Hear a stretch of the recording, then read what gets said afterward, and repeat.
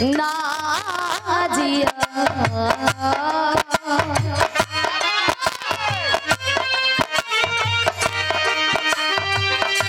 नाजिया तोहरा बिना आजे बुझाइल बा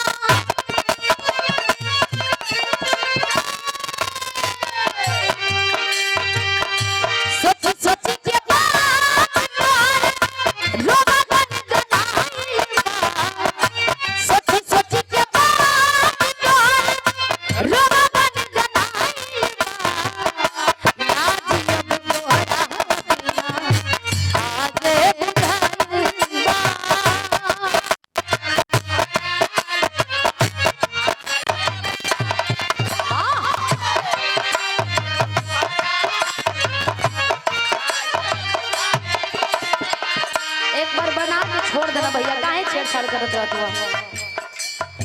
ए बेटिया फरियाद करत बे ओ भाई के, ओ बाबू के, ओ गुरु के, आज कुल के खानदान के माता पिता के पिंडदान करके बैठावल गई।